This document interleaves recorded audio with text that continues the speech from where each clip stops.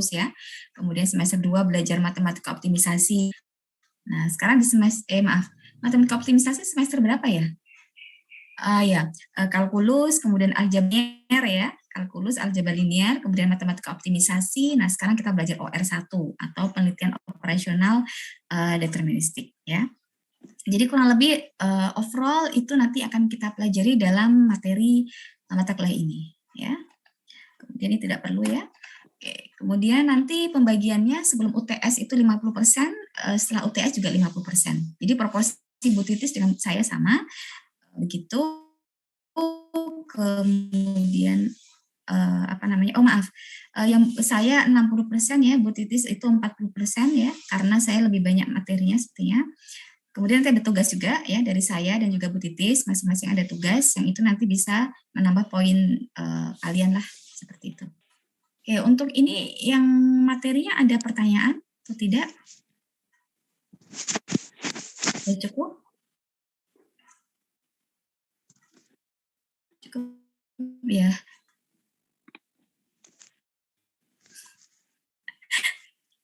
Saya kemarin ngajar Islam sore ya. Sore mahasiswa juga ngantuk begitu. Oke, silakan kalau mau sambil minum kopi atau apa ya, karena memang kita online ya, maksudnya memang jadi kita harus pintar-pintar mengkondusifkan diri kita sendiri ya. Ya, karena memang ya dosen nggak kelihatan secara langsung begitu ya. Teman-teman juga nggak kelihatan gitu ya. Silakan dikondisikan dirinya sendiri untuk bisa mengikuti materi dengan baik ya. Oke, ini hadir semua berarti ya? Oh, ada yang tidak hadir ya, ini baru 54 ya. Kalau nggak salah 58 apa ya?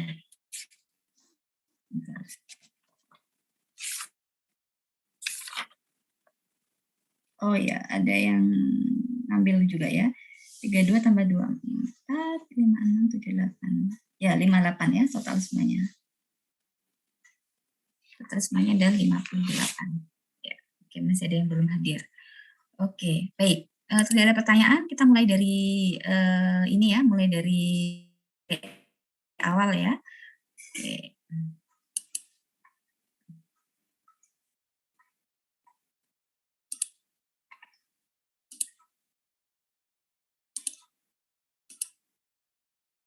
Oke.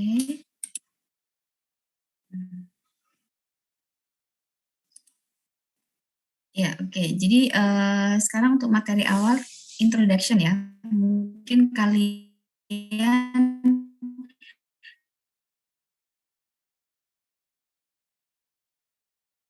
kenapa ini perlu begitu ya? Karena kalau sampai kalian mungkin waktu SMA juga kalian belum pernah dapat. Kalau kalkulus kan sudah dapat juga ya. Kalkulus ya, aljabar linear barangkali juga kalian sudah dapat. Jadi OR ya. OR itu sebenarnya apa? Jadi OR itu adalah suatu metode analitis untuk penyelesaian masalah. Jadi dia sifatnya adalah problem solving ya. Problem solving dan pengambilan keputusan ataupun decision making yang bermanfaat bagi manajemen suatu perusahaan. Nah, kemudian kalau kita lihat ilmu OR itu ya, dalam ilmu OR ya, masalah itu dibagi menjadi beberapa komponen dan kemudian diselesaikan dengan langkah analisis matematika untuk mengoptimalkan sistem tersebut. Jadi kalau di dalam OR itu nanti ada suatu permasalahan, ya, entah itu dalam suatu perusahaan atau itu dalam suatu komunitas, begitu ya. Nah kemudian itu kita bagi menjadi beberapa elemen. Ada namanya elemen tujuan, ada namanya elemen kendala, gitu ya. Variabelnya apa saja. Nah itu kita identifikasi. Ya, setelah itu kemudian kita selesaikan dengan langkah-langkah seperti dalam analisis matematika, gitu ya. Tetapi analisis matematikanya di dalam OR biasanya tidak serumit kalau kalian di kalkulus, ya. Ilmu OR itu menggunakan teknik dan metode dari ilmu matematika. Jadi nanti kita banyak bicara matematika memang ya, seperti matematika modeling, ada analisis statistik, dan juga matematika optimisasi. Nah, jadi oleh karena itu tadi saya sampaikan mata kuliah syarat dari OR ini adalah matematika optimisasi, ya. Sehingga OR akan menghasilkan optimal atau near optimal solution terhadap pengambilan keputusan masalah yang kompleks. Nah, jadi di dalam OR ini nanti kita berusaha selalu untuk mendapatkan hasil yang optimal. Ya. Pernah dengar kata optimal? Pernah dong harusnya dalam mata kuliah matematika optimisasi ya. Apa yang optimal ya? Ada yang bisa menjawab? Optimal apa? Terbaik gitu, Bu. Ya, betul ya. Jadi optimal itu adalah yang terbaik. Karena yang terbaik ya, jadi optimal itu tidak harus sifatnya maksimal. Tergantung konteksnya ya. Dia bisa juga menjadi minimal ya. Jadi di sini ketika kita bicara, kita berusaha untuk problem, kemudian kita bisa berusaha untuk mencari solusi begitu ya, untuk mendapatkan hasil yang optimal. Nah, hasil yang optimal ini bisa berupa maksimasi. Maksimasi itu misalnya terkait dengan keuntungan, ya. Keuntungan perusahaan, maka itu maksimasi, ya. Atau sifatnya minimasi, misalnya terkait dengan ongkos, ya, atau biaya, atau kerugian. Nah, itu minimasi. Jadi itu ya. Biasanya kalau di dalam teknik industri kita biasa familiar dengan bahasa optimal, ya. Oke, jadi biasakan mendengar kata optimal. Nanti kalau ada anak dari anak kimia kalian ketemu atau anak biologi ditanya optimal itu apa, jangan sampai nggak bisa jawab gitu ya. Kemudian di sini awalnya ditemukan untuk menyelesaikan masalah dalam Perang Dunia Kedua, ya. Jadi Perang Dunia Kedua itu awalnya OR itu ditemukan untuk menyelesaikan permasalahan militer. Nah, tetapi kemudian sekarang OR berkembang untuk menyelesaikan masalah istri, ya, masalah society, begitu ya. Ya banyak sekali. Jadi di sini ilmu OR itu awalnya diinisiasi Inggris selama Perang Dunia Kedua, ketika tim ilmuwan Inggris membuat keputusan terkait dengan utilisasi terbaik dari bahan material perang. Nah, kemudian saat ini OR telah menjadi keputusan yang dominan, ya. Jadi awalnya di Perang Dunia Kedua. Nah, di sini yang penting adalah bahwa OR, ketika kita bicara OR, ujung tombaknya adalah model matematika. Jadi nanti kalian harus familiar dengan model matematika itu seperti apa. Nah, nanti di sini di dalam linear programming itu nanti itu adalah merupakan yang sangat dasar ya. Kemudian melalui solusi dari model matematika menghasilkan dasar dari pengambilan keputusan, ya, baik faktor yang intangible ataupun tidak terlihat maupun faktor yang tangible, ya, gitu. Nah, ini sebagai contoh dari model OR. Tadi sudah disebutkan bahwa ketika kita bicara OR, bicara tentang apa tadi, problem solving, mencari solusi, mencari beberapa alternatif yang terbaik ya untuk mendapatkan hasil yang optimal tadi. Nah, sebagai contoh, misalnya kasus seperti ini ya, katakanlah ya ini contoh dari model OR ya. Bayangkan seandainya kamu memiliki perjanjian bisnis ya antara kota F ya, Fayetteville dan Denver. Kemudian kamu terbang ke F pada hari Senin ya, dan kembali pada hari Rabu. Tiket reguler pulang pergi seharga $400. Tetapi ada diskon 20%. 3% dari harga normal. Nah, ketika kita bicara optimal, apa yang kita dapatkan? Harga terbaik, Bu. Minimisasi. Ya, harga yang terbaik itu maksudnya apa? Minimasi. Betul, minimasi apa? Ongkos. Nah, minimasi ongkos. Jadi target kita adalah kalau kasusnya seperti ini, maka kita ingin mencari solusi supaya bagaimana ongkosnya ya, biaya tiket total selama 5 minggu itu paling kecil. Nah, kita tapi bisa dapat semuanya, tetapi dengan ongkos yang paling kecil. Jadi minimasi ongkos. Kenapa? Karena ada beberapa kondisi ini tadi.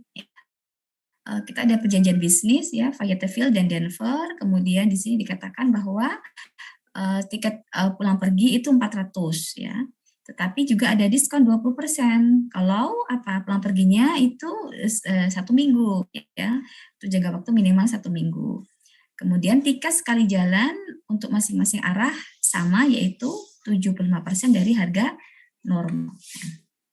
Jadi ada data seperti itu. Nah, sehingga apa yang harus kita selesaikan? Nah, katakanlah pertama, apa saja alternatif keputusan. Ya. Kemudian keputusan diambil dengan batasan apa saja. Kriteria tujuan yang sesuai untuk mengevaluasi alternatif apa. Nah, jadi di sini, oke, berarti ada 3 alternatif yang dapat dipertimbangkan. Pertama, membeli 5 tiket reguler. Ya. Membeli 5 tiket reguler, Fayetteville, Denver, Fayetteville. Ya, tiket reguler seperti ini. Atau membeli 1 tiket dari Fayetteville, Denver, kemudian 4 tiket berupa dari Denver ke Fayetteville, kemudian dari Fayetteville ke Denver, yang berjangka waktu 1 minggu, ya. Kemudian 1 tiket untuk Denver ke Fayetteville. Atau alternatif yang ketiga, membeli 1 tiket dari F, kemudian ke Denver, kemudian ke Fayetteville untuk mengcover Senin di minggu pertama, ya, dan Rabu di minggu terakhir, dan 4, ya, Denver ke Fayetteville, kemudian Fayetteville ke Denver untuk mengcover sisanya. Masing-masing tiket memiliki jangka waktu 1 minggu. Nah, ternyata di sini kalau kita lihat ada ring atau batasannya, ya. Batasan dalam masalah ini adalah kamu harus bisa meninggalkan Fayetteville di hari Senin dan kembali ke Fayetteville pada hari Rabu, pada minggu yang sama. Kemudian kita hitung, ya, alternatif pembelian tiketnya. Alternatif yang pertama itu adalah 5 tiket kali 400, ya, 2.000. Alternatif yang kedua seperti apa kita hitung? Ternyata total adalah 1.880, ya. Kalau alternatif yang ketiga, hasilnya adalah ongkos yang dikeluarkan sebanyak 1.006. Nah, jadi ternyata framework dari OR itu seperti itu. Jadi kita mengenerate beberapa alternatif yang itu sesuai dengan kendala yang ada, begitu ya. Kemudian kita cari titik yang kita cari titik yang minimal. Kalau kasusnya minimal, titiknya adalah kita cari titik yang optimal itu tadi. Nah, ternyata titik yang optimal ada di alternatif yang ketiga. Nah, sehingga di sini kita memilih choice yang ketiga, karena choice yang ketiga ini adalah yang paling kecil, ya, paling minimal, ya, $1.600. Tetapi kita juga bisa memenuhi kendala yang ada, begitu ya, sehingga tidak ada masalah. Nah, itu salah satu contoh, ya, ketika kita menggunakan OR itu seperti apa. Nah, contoh di atas itu menunjukkan salah satu permasalahan di dalam OR, ya. Nah, jadi ketika kita bicara OR itu biasanya terkait dengan penentuan alternatif ataupun variabel keputusan, ya. Kemudian variabel keputusan digunakan untuk membuat objective function dan constraint. Nah, jadi di sini dua inti yang utama dalam OR itu adalah objective function atau fungsi keputusan, ya. Objective function ini bisa berupa maksimasi atau minimasi tadi, ya, tergantung konteksnya, ya. Karena optimal itu bisa maksimasi atau minimasi. Ya, kemudian setelah objective function berikutnya adalah constraint ataupun kendala. Ya. Constraint. Jadi ada dua inti yang utama, objective function dan juga constraint-nya. Kemudian yang penting juga adalah variabel keputusan. Nah, variabel keputusan itu apa? Variabel keputusan itu adalah variabel yang ingin kita tentukan berapa besarnya. Ya, jadi kita bisa menentukan berapa besarnya. Yang itu harus kita tentukan besarnya berapa sehingga objektifnya tadi bisa menghasilkan hasil yang optimal. Jadi itu variabel keputusan. Jadi saya ulang ya. Jadi variabel keputusan itu apa? Variabel keputusan itu adalah variabel yang kita harus menentukan besarannya berapa gitu. Jadi kita belum tahu besarnya berapa dan harus kita tentukan. Karena itu menentukan nilai dari objective function kita. Nilai dari fungsi keputusan kita. Apakah dia bisa mendapatkan hasil yang optimal ataukah tidak. Begitu ya. Jadi biasanya menentukan objective function-nya berapa itu adalah decision variable. Ya. Jadi decision variable itu adalah yang harus kita tentukan besarannya. Jadi ada 3 komponen yang utama. Jadi saya ulang lagi ya, objective function, ada constraint dan ada variable.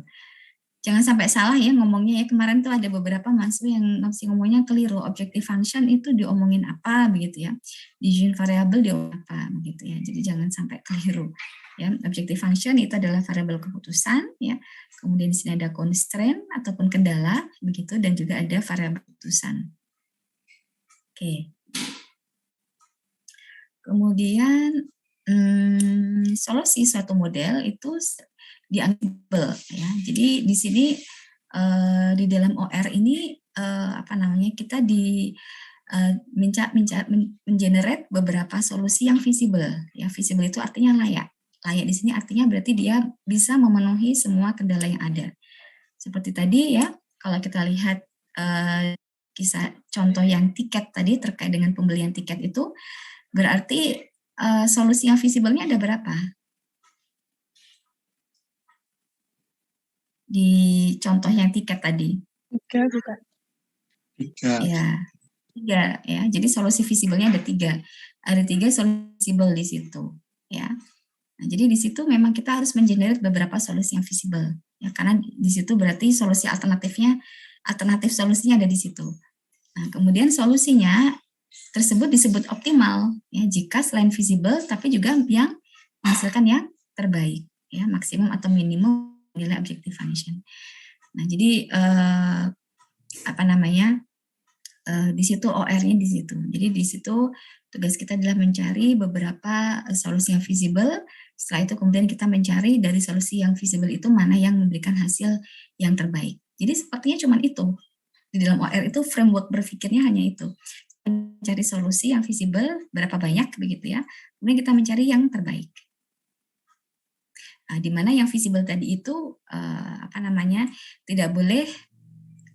tidak sesuai dengan kendala. Ya, gitu.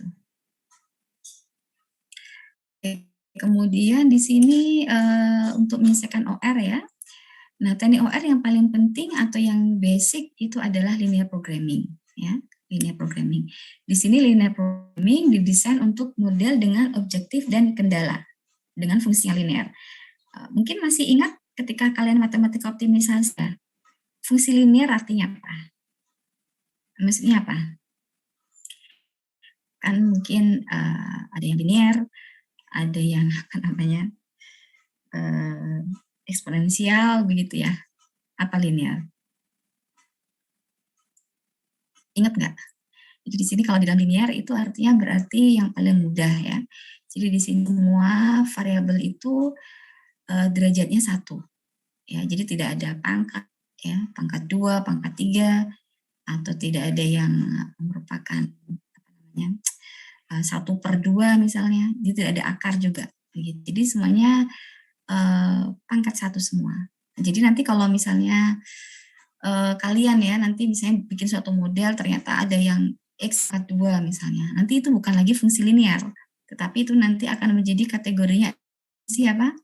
Non-linear, ya kan? Karena sudah ada pangkat X2.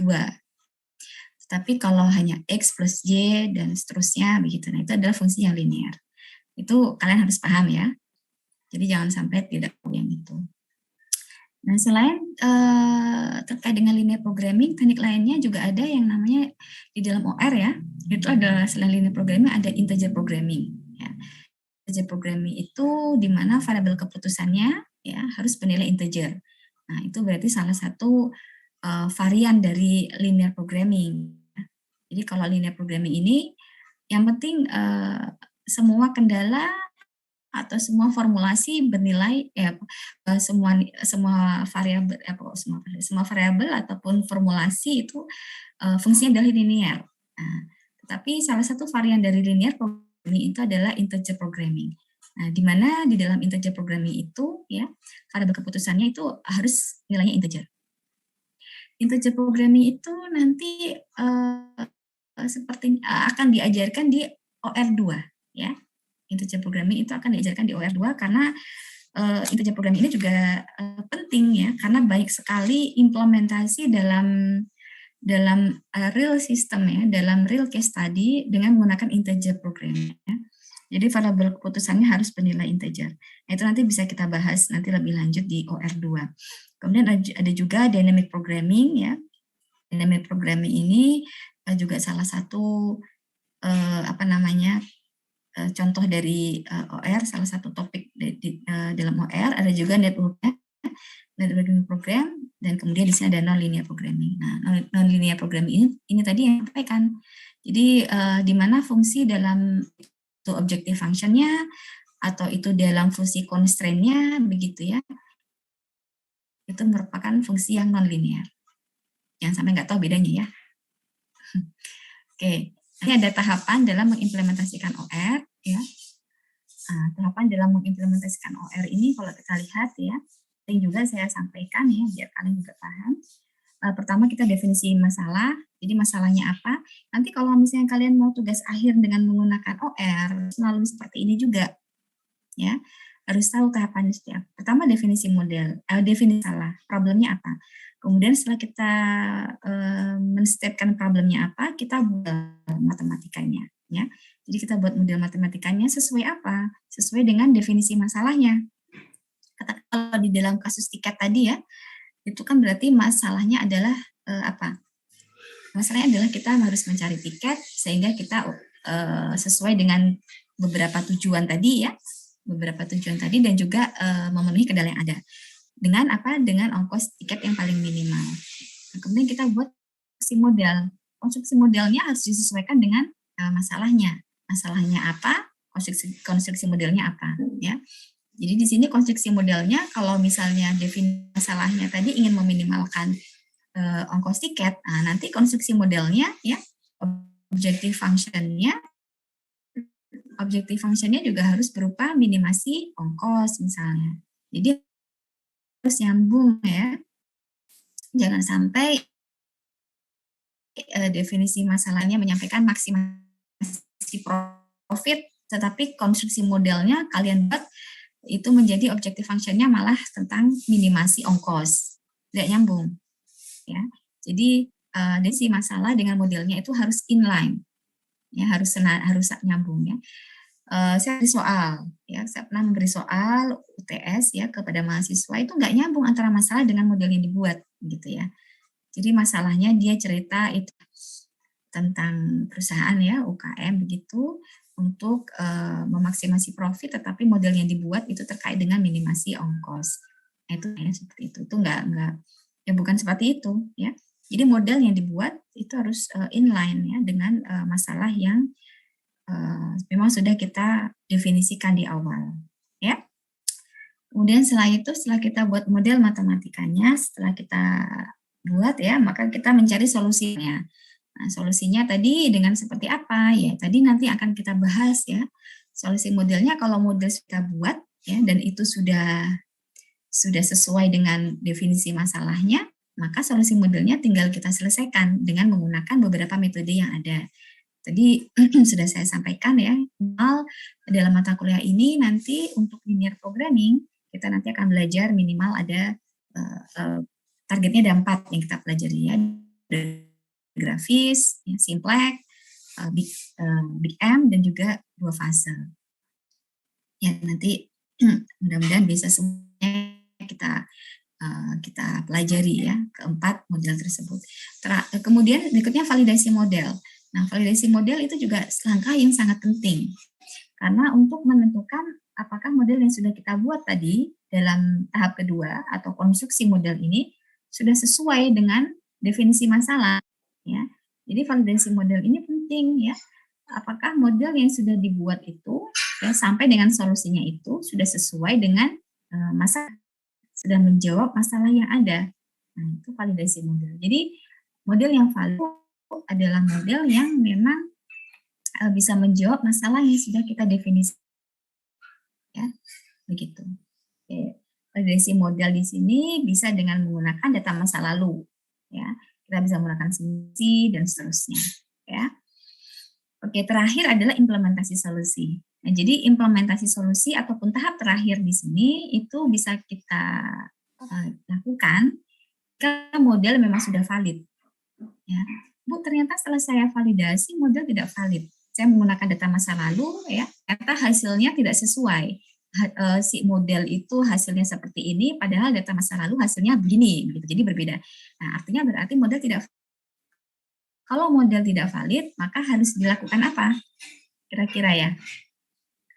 Harus dilakukan revisi ya. Jadi kita kembali ke step yang kedua. Ya, kita kembali ke step yang kedua, konstruksi model ini berarti kita harus lakukan revisi model matematika kita. Oh, mungkin ada yang kurang. Katakanlah misalnya variabel keputusannya ada yang belum dimasukkan misalnya, atau objective functionnya barangkali nah, jadi sampai model yang valid, baru solusi bisa kita implementasikan. Begitu kurang lebih ya. Oke, step kurang lebih seperti ini. Kalau misalnya kalian nanti mengambil TA dan seterusnya, pakai step-step seperti ini. Ya. Oke. Nah, nih. Dan tadi saya ngomong terus ya, karena ini memang masih pengantar ya, supaya kalian paham, maksudnya ini belum kehitung-hitungan ya. Ini mungkin saya kasih sedikit video ya, biar nggak ngantuk ya. Ini video terkait dengan apa namanya, dari OR ya, secara dari OR. Dulu saya nggak dikasih tahu sih ya, OR itu sejarahnya seperti apa. Kenapa ini penting ya? Pengalaman kita ya, mahasiswa teknik industri masih sangat jarang yang mengambil tentang OR, tugas akhirnya ya. Saya nggak tahu kenapa. Apakah itu tidak menyenangkan? Jadi masih sangat sedikit mahasiswa mengambil tugas akhir tentang OR ya. Kalau tentang manajemen jangan ditanya ya. Banyak ya. Tanam kelapa 5 tahun lagi. Buang waktu dan duit aja. Oke. Ini belum kelihatan ya, saya stop share berarti. Kemudian saya share screen. Ini saya video ya, supaya oke. Apakah kedengaran suaranya? Belum ya? Kecil, Bu. Oh, kecil. Sebentar.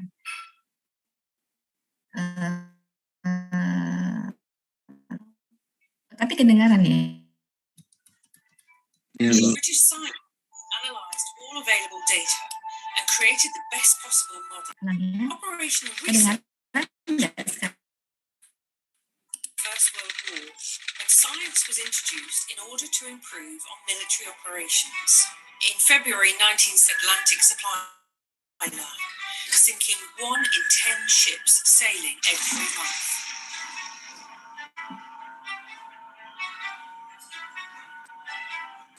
British scientists analysed all available data and created the best possible model to help the convoys survive. They were optimised for size, speed, and timings for sailings. Just 6 months later, losses were down to a remarkable 1 in 200. Not only saving lives, but critically contributing to the survival of Great Britain. By 1934, analysts had identified a new problem. Simulations showed that in the event of war, German bombers could easily deliver a knockout blow. By 1938, knockout blow would be delivered in just 24 hours.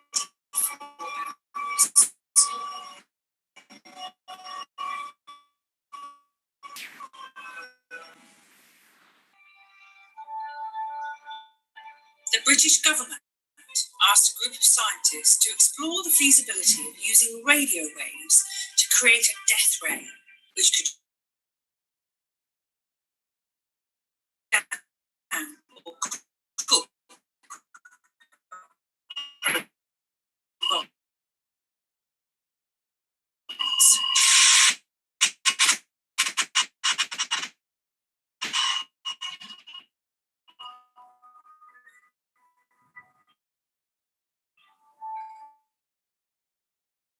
Instead, scientists demonstrated how radio waves could detect and range aircraft, and radar was born.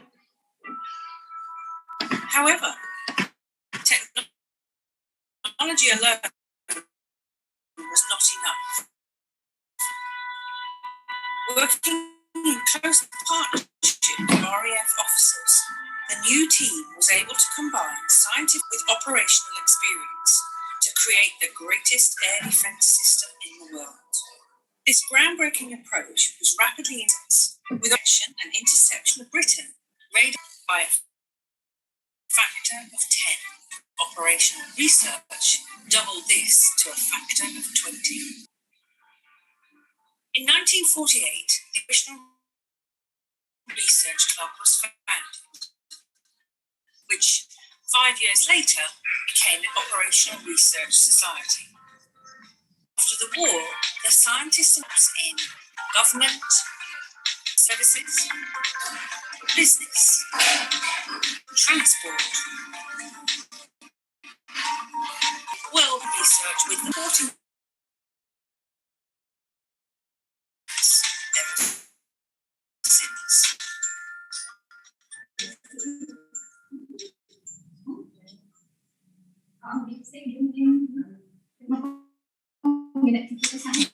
Your work can feel much smoother with Monday.com Work OS. This smooth. Selesai ya. Sejarah OR ya, bagaimana OR itu bertransformasi ya, militer begitu ya. Kemudian untuk militer, untuk Perang Dunia Kedua, ternyata setelah digunakan memang benar bisa meminimalkan loss tadi ya. Akhirnya juga bisa menang gitu ya, Eropa dalam Perang Dunia Kedua tersebut, hingga kemudian meluas ya penggunaannya, implementasinya, industri dan seterusnya ya. Jadi memang sangat powerful ya. Ini satu lagi ya, ini singkat, kalau yang ini lebih singkat ya. Ini implementasi OR kalau yang ini ya. 1 menit Kak, ini 1,5 menit. 1,5 menit yang ini. Oke. Ya. Oke. What is operational research? In a nutshell, OR is the discipline applying appropriate analytical methods Kedengaran to ya? help make better decisions. Oke. Ya, kalau ini tentang OR-nya langsung In ya. today's world, OR is all around us. It can be found in just about everything we do. It forms the building blocks for our everyday world, from buying a flight to queuing for our weekly groceries. It helps save lives. It drives business and government. Without OR, the modern world we take for granted wouldn't exist. There has never been a better time to be an operational researcher. Today, most organizations have masses of data. The ways we communicate are fast. Computers are sophisticated and powerful. And the business world is now investing heavily, putting operational research at the center of what we do. This is not maths in theory, but maths in the real world, making a real difference.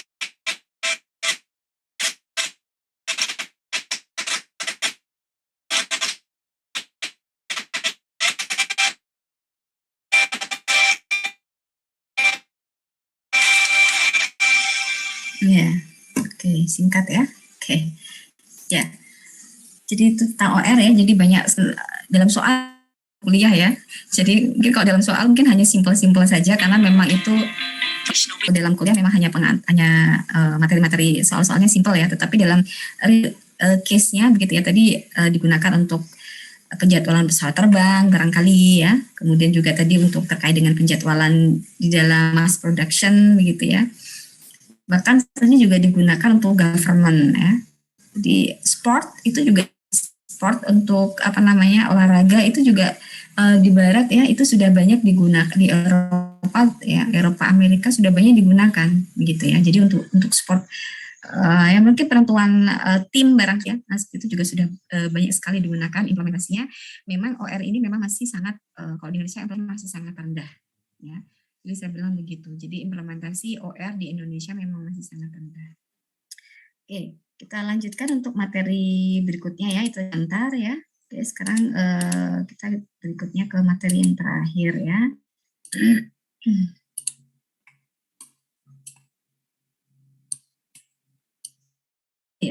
semangat ya belajar OR. Saya masih sangat sedikit menemukan mahasiswa yang bagus ya, maksudnya benar-benar ini OR ya. Oke, jadi sekarang materi yang pertama terkait dengan linear programming ya. Jadi kalau tadi saya sampaikan bahwa linear programming itu tadi ya, itu atau OR itu minimal ada berapa komponen? 3 komponen ya tadi ya. Jadi kalau saya sampaikan tadi linear programming atau OR pada umumnya itu memiliki 3 komponen ya. Jadi tadi pertama terkait dengan apa tadi? Objektif apa ya tadi ya? Function. Ya, objective function. Kemudian yang kedua, masih ingat? Ya, constraint ya. Kemudian yang ketiga adalah decision variable. Nah, jadi ketiga hal itu yang harus ditentukan di awal. Ya, jadi kurang lebih intinya memang hanya ada itu. Ya. Sebagai contoh misalnya ini ketika kita ini adalah contoh yang paling mudah ya. Jadi makanya jangan saya sampaikan tadi, jangan dipikir bahwa OR itu hanya dipakai untuk seperti ini ya.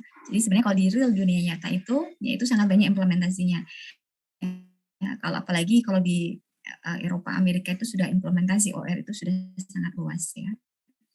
Nah, jadi di sini sebagai contoh ya adalah suatu perusahaan pembuat cat ya.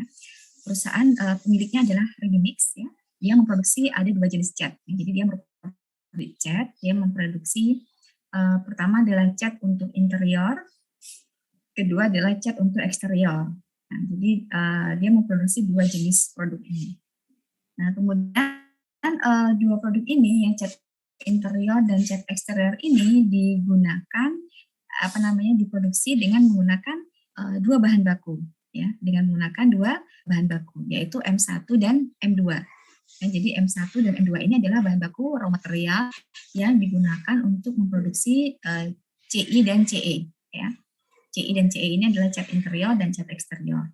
Nah, di sini ada informasi terkait data yang digunakan untuk permasalahannya Bapak Redimix ini. Masalahnya apa? Nanti akan kita lihat ya.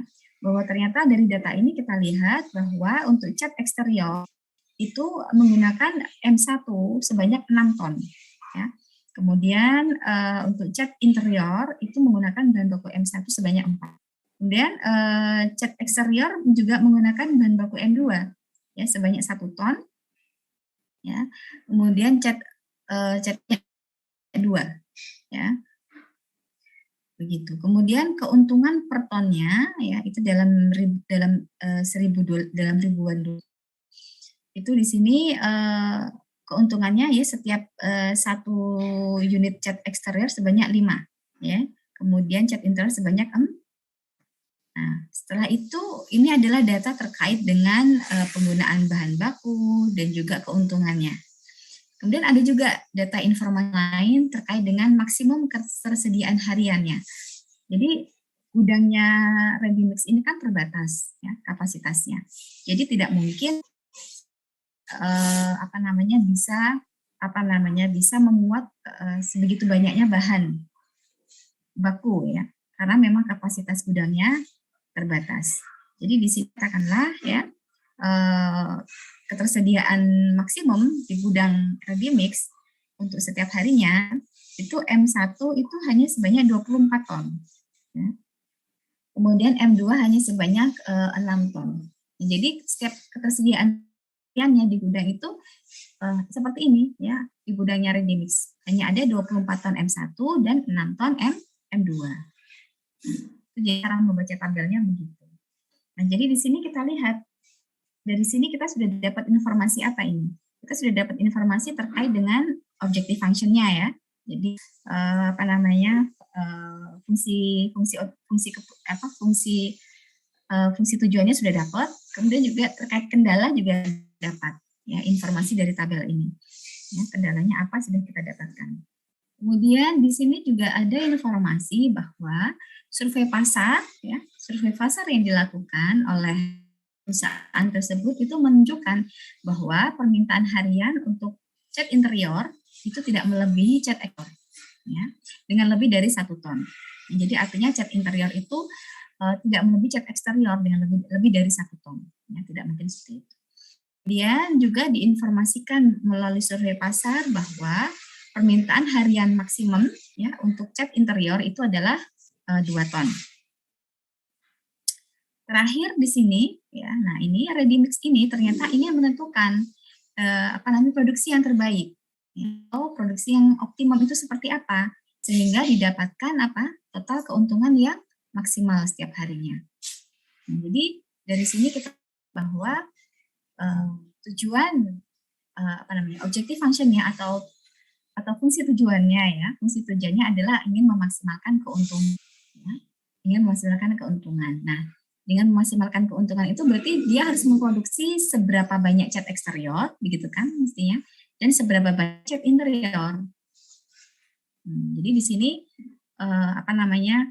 framework berpikirnya begitu, ya.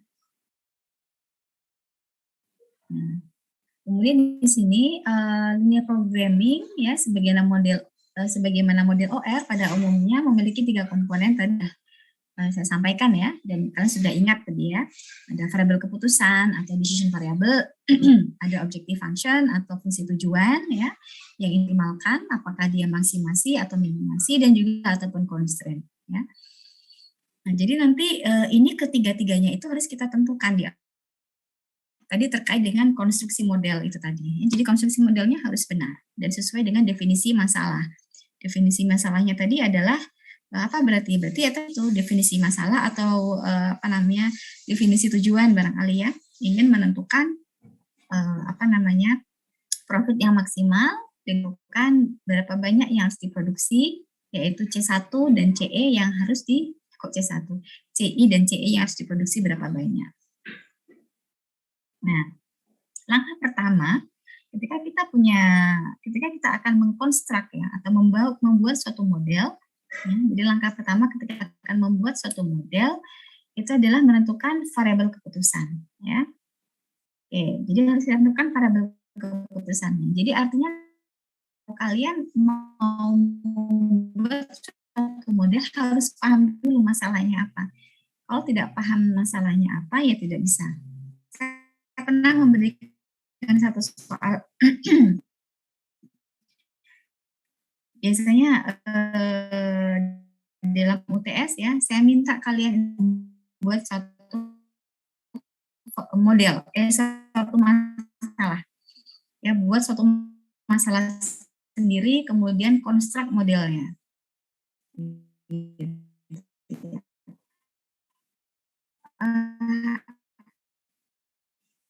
Rata-rata banyak yang tidak bisa sendiri, ketika harus jadi tidak. Kalau saya minta gitu, kemudian mengkonstruk modelnya sendiri ya, dibuat di mix ini tadi, jadi jelas.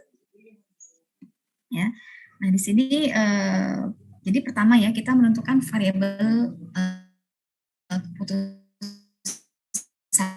ya.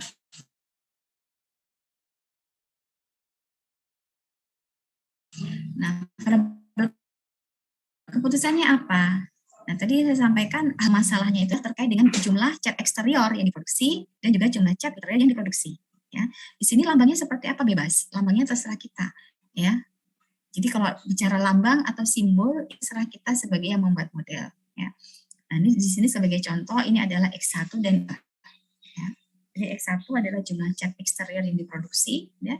X2 adalah jumlah cat interior yang diproduksi. Oke. Jadi kita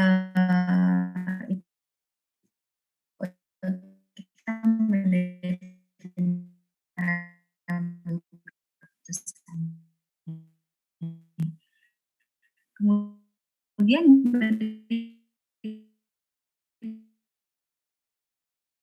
berikutnya setelah kita mendefinisikan variabel keputusan, nah, baru kita bisa menentukan objective function-nya seperti apa.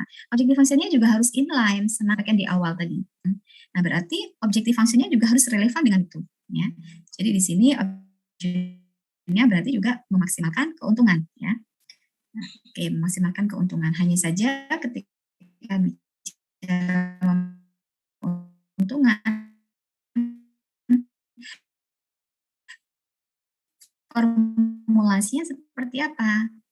Nah, jadi dalam objective function hanya cukup narasi. ya, tetapi juga harus kita mati tadi. Nah, jadi di sini ini tadi ya, tadi total jumlah keuntungan dari dan juga total jumlah keuntungan dari chat inter ada 2 ya. Jadi di sini bagaimana membuat function yang ya tadi kita lihat data dari data dari sini tadi kan disampaikan ya bahwa adalah 5, 4 untuk chat dalam masa. Nah, objektif functionnya bunyinya adalah maximize ya. Bu, ini kenapa maximize? Ya, ini memang ingin memaksimalkan profit. Ya, jadi di sini kalau saya boleh tambahkan di sini ya, berarti apa ini tadi namanya? Ini menjadi sebentar ya.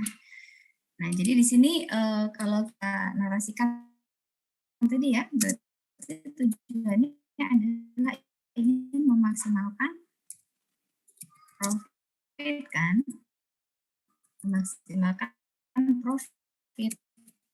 Nah,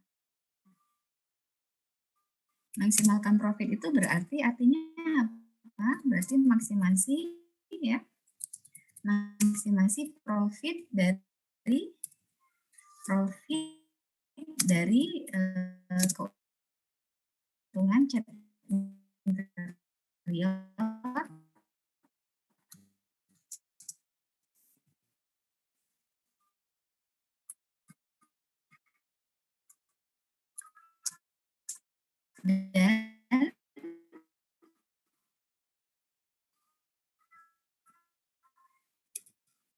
dan apa namanya keuntungan dan profit dan keuntungan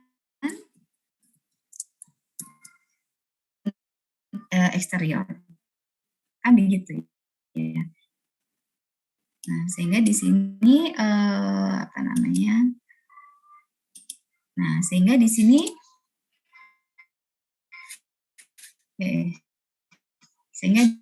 ya sudah kita buat di sini formulasi narasi matematiknya Z masih itu ini adalah 5 dari chat jadi 5x1 ya plus namanya oh ya itu eksterior ditambah keuntungan chat yang supaya apa inline seragam.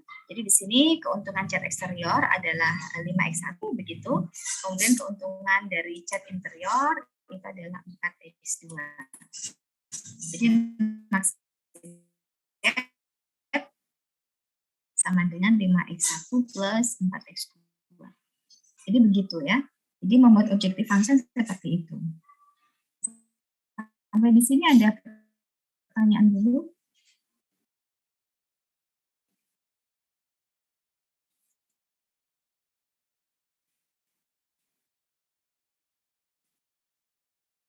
Ada yang ditanyakan, elemen yang ketiga biasanya yang banyak yang pasti biasanya lebih dari 1. Kendala itu biasanya tidak mungkin hanya 1 begitu ya. Oke. Jadi kendalanya apa saja ya? Dari narasi ini tadi kita tahu bahwa misalnya yang paling mudah dulu. Pertama kendala terkait dengan bahan baku. Ya, kalau kita lihat tadi bahan bakunya ketersediaan tadi dikatakan hanya ton ya. Padahal kalau kita lihat ya untuk setiap cat eksterior dan untuk membuat cat interior dibutuhkan 4 untuk M1 ya. Dan juga untuk M2 gitu ya, untuk setiap cat eksterior dibutuhkan 1 dan setiap cat interior dibutuhkan 2. Oke. Nah, jadi ini kemudian kita formulasikan secara matematika. Ya, kita formulasikan secara matematika. Seperti apa formulasinya? Nah, mudah saja formulasikan ini ya. Jadi nanti konsennya ya. Ini kalau kita lihat ya, ini menjadi 6x1 plus 4x2 ya dari 24 M1 yang kepakai. Jadi konsen yang pertama itu konsen terkait dengan pemakaian apa? raw material atau bahan baku M1. Kendala pertama ya, subjek itu terkait dengan terkait dengan kendala pemakaian baku M1 yang terbatas. Ya, jadi di sini formulasi matematikanya menjadi 6x2. Dia tidak boleh lebih dari 24. Kenapa tidak boleh lebih dari 4? Ya, formulasi yang kedua ya. Jadi tadi 6x1 plus 4x2.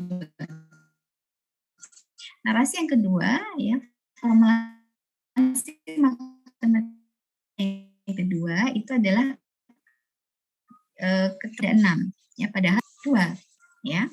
Nah, sehingga di sini akan menjadi x1 ya, 1x1 atau cukup x1 saja begitu ya, ditambah dengan 2x2. Dia harus kurang dari ataupun sama dengan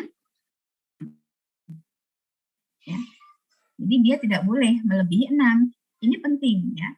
Jadi kendala itu sangat penting karena tadi kalau kita ingat dalam pendahuluan tadi sudah saya sampaikan, OR itu mengenerate solusi yang visible, solusi yang layak. Nah, solusi yang layak itu artinya apa? Solusi yang memang dia bisa menjawab pertanyaan solusi yang memang dia bisa sesuai dengan objective function, tapi dia juga sesuai dengan kendala yang ada. Dia tidak menabrak kendala yang ada. Katakanlah tadi berarti M1 hanya ada 24. Jadi X1 dan X2 yang diproduksi tidak boleh lebih dari atau memakainya tidak boleh lebih dari 24. Ya. Juga sama, kendala yang kedua berarti cat interior dan juga cat eksterior dan cat interior yang diproduksi itu tidak boleh menggunakan bahan M2 lebih dari 6. Ya, begitu. Kalau dia lebih dari 6 berarti itu nggak visible. Nah, begitu maksud saya. Jadi kalau sampai ada solusi yang kemudian ternyata dia menggunakan bahan M1 itu lebih dari 24 atau bahan M2 yang dipakai itu lebih dari 6, berarti dia bukan solusi yang visible ya, yang layak karena memang dia tidak memenuhi kendala tersebut ya. Oke, jadi ini penting ya, biasanya muncul terkait dengan kendala bahan baku, kendala waktu ya, kendala jam kerja karyawan, kendala modal yang lain ya, raw material yang lain biasanya sering muncul begitu ya. Oke, berikutnya kemudian kendala yang lain apa saja? Nah, berikutnya di sini dikatakan survei pasar mengatakan bahwa CI itu tidak melebihi CE dengan lebih dari 1 ton. Nah, sehingga itu kita narasikan sebagai min X1 plus X2 itu kurang dari ataupun sama dengan 1. Ya. Jadi min X1 plus X2 kurang dari ataupun sama dengan 1. Itu kita narasikan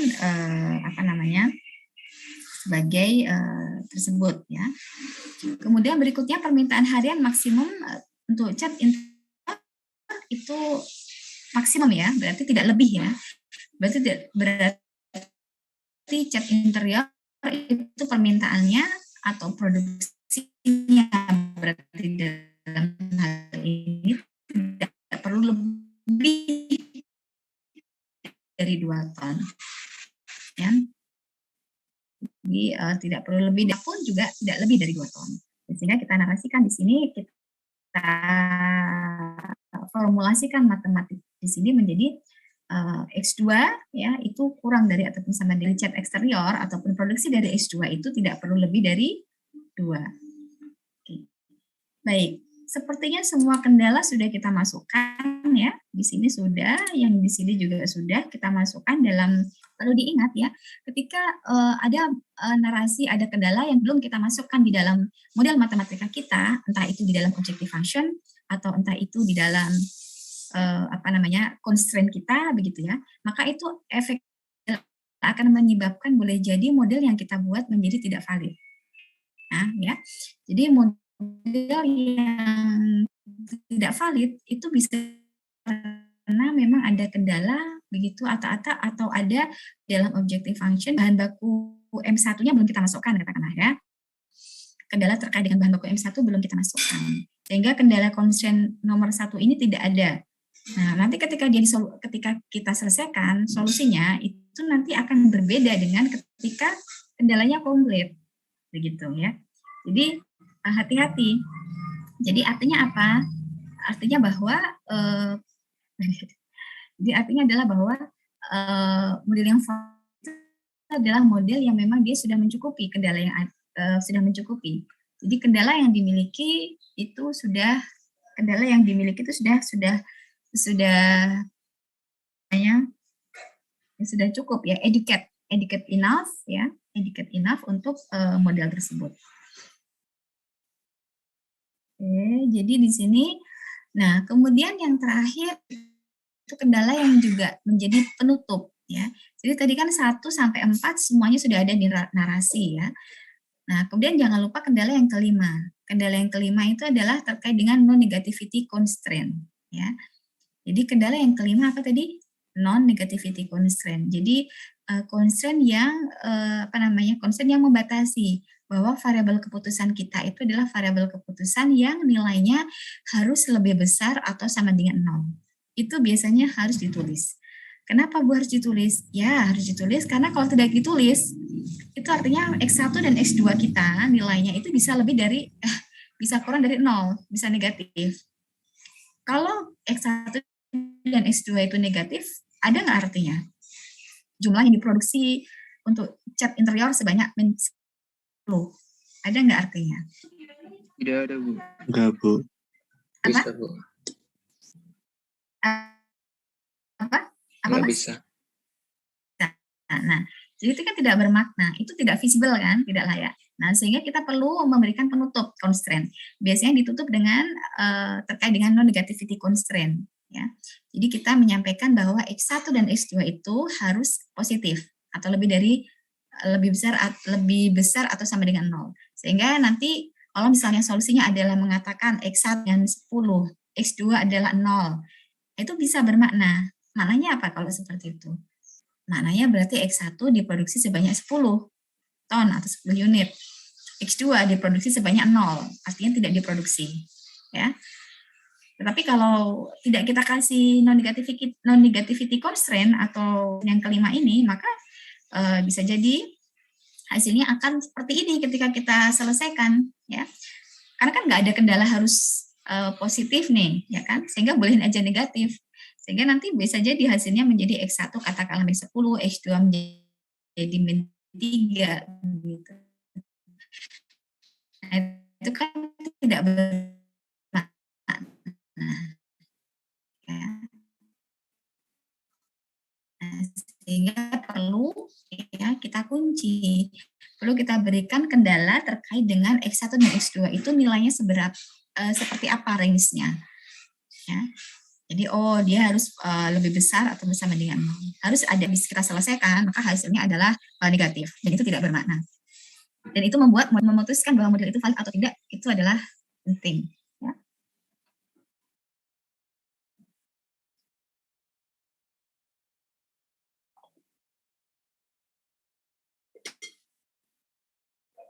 Oke, sampai di sini ada yang mau ditanyakan dulu atau sudah cukup jelas? Sudah ya? Oke, jadi model komplit kita ya itu seperti ini ya. Model yang kita yang komplit itu seperti ini hasilnya. Jadi maximize Z sama dengan 5x1 plus 4x2 tadi di sini merupakan objective functionnya ya. Kemudian itu di sini ya subjek atau kendalanya. Itu di sini ada 6x1 plus 4x2 kurang dari atau sama dengan 24. Ini merupakan kendala yang pertama. Kemudian X1 plus 2X2 kurang dari ataupun sama dengan 6. Ini merupakan kendala yang kedua. Kemudian yang ketiga adalah min X1 plus X2 kurang dari ataupun sama dengan 1. Ini kendala yang ketiga tadi yang sudah kita jelaskan. Dan juga X2 kurang dari ataupun sama 2 terkait dengan bahwa permintaan dari permintaan dari cat interior itu tidak melebihi dari 2 setiap harinya.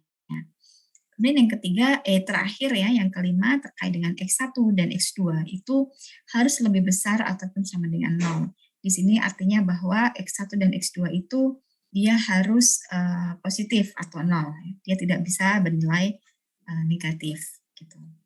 Nah, setelah itu nanti akan kita selesaikan. Kalau modelnya sudah dapat, begitu ya, narasi definisi modelnya sudah ada, modelnya sudah komplit, begitu ya, konstruksi modelnya sudah ada, maka langkah berikutnya adalah kita mencari solusinya. Nah, solusinya itu biasanya kita tadi yang saya sampaikan, kita bisa menggunakan model grafis, atau kita menggunakan simplex, atau kita menggunakan Big M dan two face, Big M atau two face ya. Ini keterangannya ya. Saya pikir sudah cukup jelas tadi ya, sudah kita bahas. Oke. Nah, nanti mungkin ada tugas ya. Silakan nanti bisa dikerjakan ya. Ini terkait dengan masih kasusnya ReadyMix tadi ya, hanya saja ada tambahan constraint ya. Jadi selain itu tadi ada tambahan constraint terkait dengan kasusnya ReadyMix tadi. For the ReadyMix model, construct each of the following constraint and express it with a linear left hand side and a constant right hand side. Oke. Jadi di sini untuk membuat constraint-nya ini saja seperti apa. Kita pakai X1 dan X2, tetapi kalian cuma menarasikan itu nanti formulasi model matematikanya seperti apa. B itu seperti apa, C seperti apa, D seperti apa, E seperti apa. Nanti bisa dikerjakan ya untuk tugas. Oke. Ya, jadi apa sih yang paling mudah linear programming? Metode yang paling mudah untuk metode yang basic ya, bukan paling mudah ya. Metode yang basic, metode yang konvensional untuk menyelesaikan permasalahan linear programming adalah dengan metode grafis ya. Ini sebenarnya akan sangat enak ya kalau saya bisa mengajar dengan papan tulis ya. Oke, tapi mudah-mudahan jelas ya. Oke, jadi di sini ketika kita menggunakan metode grafis ya, itu maka ada 2 step yang harus dilakukan. Tolong diingat-ingat ya. The graphical procedure includes 2 steps. Jadi dia melibatkan 2 steps. Yang pertama adalah apa? Menentukan visible solution space. Nah, jadi yang pertama langkah pertama menentukan ruang untuk solusi yang visible. Kenapa di situ ada kata space? Ya karena kita pakai grafis ya. Jadi nanti akan terlihat visible solution space-nya seperti apa. Ya. Nah, oke. Kemudian kita menentukan visible solution space-nya, maka kita menentukan solusi yang optimal. Ya, solusi optimal di antara semua visible solution space, solution space yang ada. Jadi itu. Jadi stepnya ada 2. Kita pertama menentukan visible solution space, ya. Jadi solution space yang visible. Dan yang kedua kita menentukan titik optimalnya dari visible solution space tersebut. Yang optimal yang mana? Jadi intinya 2. Nah ini masih kasusnya ReadyMix ya, masih sama dengan kasusnya ReadyMix ya. Coba mungkin supaya mudah ya, kalian juga bisa sambil coret-coret ya. Mungkin kalian ada kertas di situ karena supaya kalian juga coret-coret ya.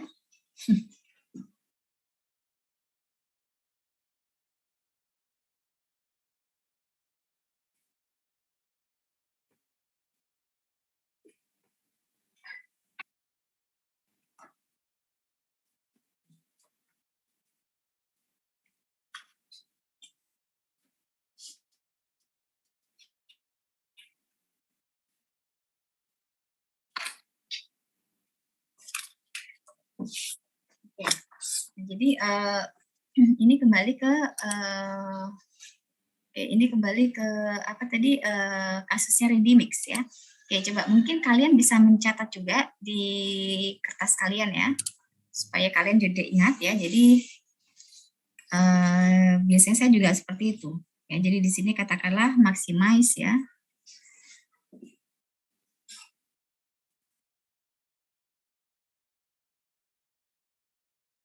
maximize Z sama dengan, silakan kalian juga dicoret-coret ya. Kalian tulis ulang lagi di kertas kalian formulasi modelnya ya. Subjektunya adalah 6x1 plus 4x2 kurang dari ataupun sama dengan 4. Ini kendala pertama. Kendala keduanya adalah x1 plus 2x2 kurang dari ataupun sama dengan 6. Itu kendala yang kedua. Kendala ketiga adalah min x1 plus x2 kurang dari ataupun sama dengan 1. Ini kendala yang ketiga. Kemudian x2 kurang dari ataupun sama dengan 2. Yang keempat, terakhir non-negativity constraint ya. Oke, nah jadi kelima kendala ini tadi, yang pertama harus kita tulis, harus kita gambarkan dalam grafik. Oke, jadi kalau ada maksimasi, kemudian ada kendala, begitu ya, maka kalau menggunakan metode grafis, ya, kalau kita menggunakan metode grafis, maka yang kita gambarkan di dalam grafis itu adalah apa namanya, yang 1 sampai ke 5 ini dulu. Oke. Ya, silakan ditulis di catatannya, coret-coret maksudnya, ditulis saja dulu, oke? Nah, berikutnya kemudian setelah itu, oke, jadi harus kita tuliskan di dalam grafik itu adalah concern 1 sampai 5, ya. Oke. Nah, terus bagaimana Bu caranya? Nah,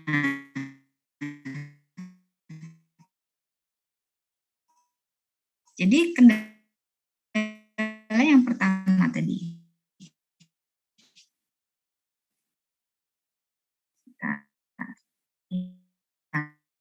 Arti ya di sini ya. Kita lihat kendalanya adalah ya 6x1 plus 4x2 ya. Kurang dari ataupun sama dengan 24. Nah, caranya itu samakan terlebih dahulu ya, seperti ini, seperti apa? Persamaan PSL. Persamaan sistem linear ya. Nah, ya, persamaan sistem linear ya. Jadi di sini akan menjadi supaya di dalam grafik berarti kan harus kita biar kita tahu menggambarkannya, berarti kita taruh sebagai sama dengan kan? Sama dengan 24 ya. Jadi 6x1 plus 4x2 kita jadi sama dengan 24.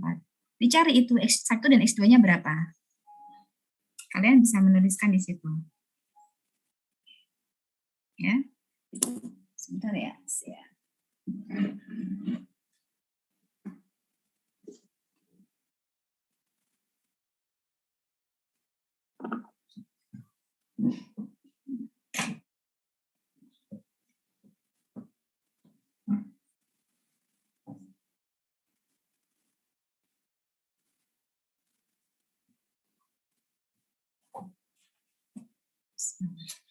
Oke, sudah ketemu, bisa ketemu 6x1 plus 4x2 sama dengan 24.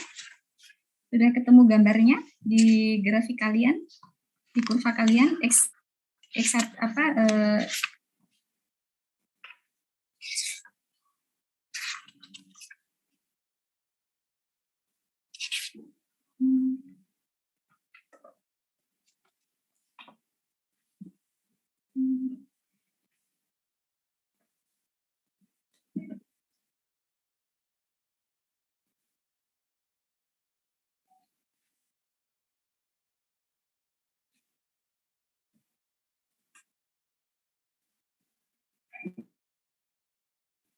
sudah ketemu?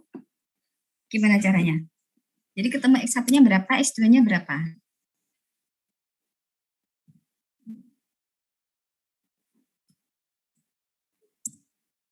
Titiknya berarti.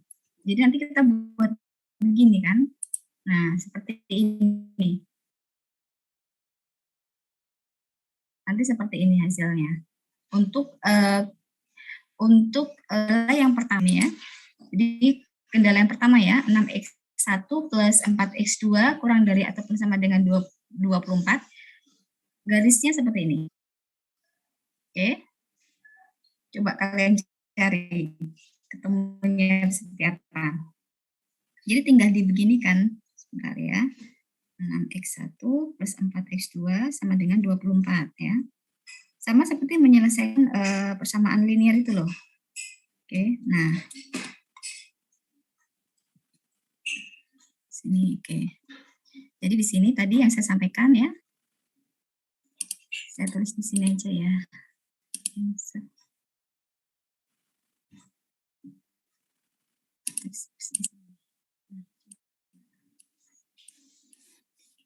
Nah, jadi di sini untuk konsep yang pertama ya, berarti 6x1 plus 4x2 kita sama dengan kan 24.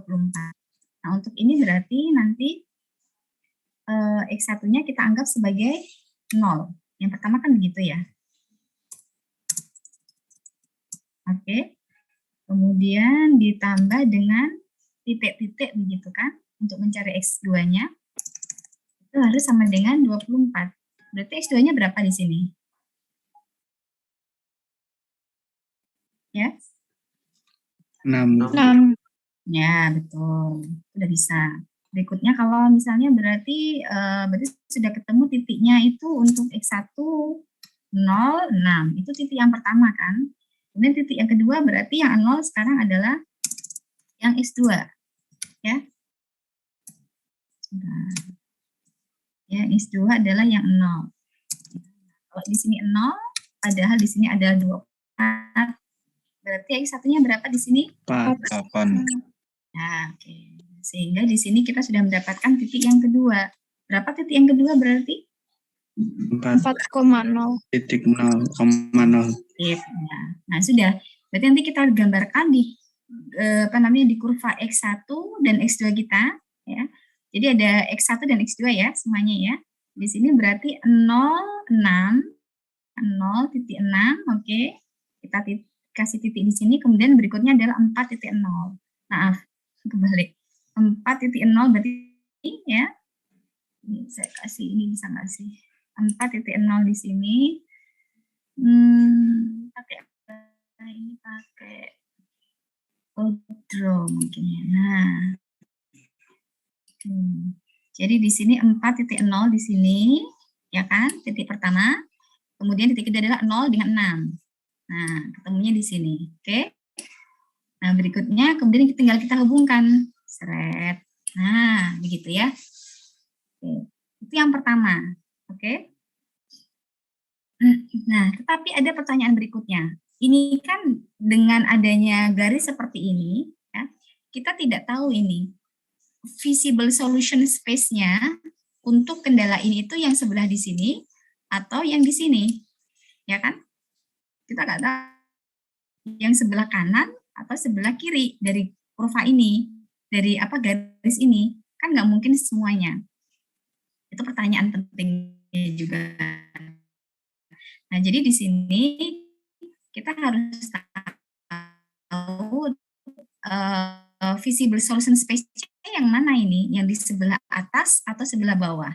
Nah, untuk menentukannya, maka kita ambil salah satu titik terserah itu bebas, yang itu nanti kita masukkan di persamaan ini. Nah, ketika kita masukkan di persamaan ini, apakah titik bebas tersebut memenuhi ataukah tidak? Kalau dia memenuhi, artinya titik tersebut menjadi visible solution space, bagian dari visible solution space dari kendala tersebut. Oke, jadi kalau kita sini ini ada paling mudah. Kalau kalian lihat di sini ada titik 0,0 paling mudah ya.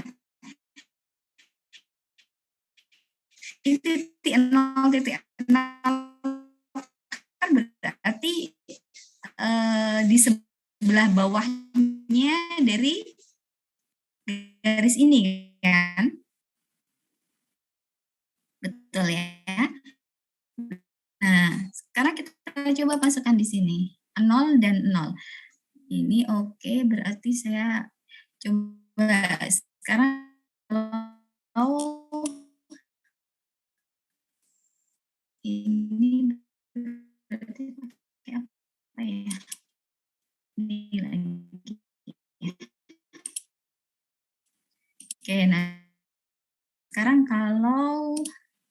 constraint yang pertama, berapa nilainya? X1 dan tadi constraint-nya X2. Nah, sekarang Iya, apa syarat? Nah, Betul nggak? Betul. Kalau betul berarti artinya titik 0,0 itu menjadi bagian dari berarti ya dengan kita menggunakan titik 0,0 ini berarti yang menjadi solution space adalah yang di sini. Nah, ini kita gunakan seperti ini. Nah, yang nanti kalau ada titik di luar ini itu bukan sebagai solution space. Ya, katakanlah berarti titik 6, berapa ini? 6,6 ya, 6,6 kan ada di sini. Nah, 6,6 berarti bukan sebagai solution space. Ya. Oke, baik. Berikutnya adalah berarti sekarang kendala yang kedua. Nah, kendala yang kedua ini berarti saya hapus yang ini ya. Oke, sebentar. Ini. Oke. Sekarang kendala pertama sudah.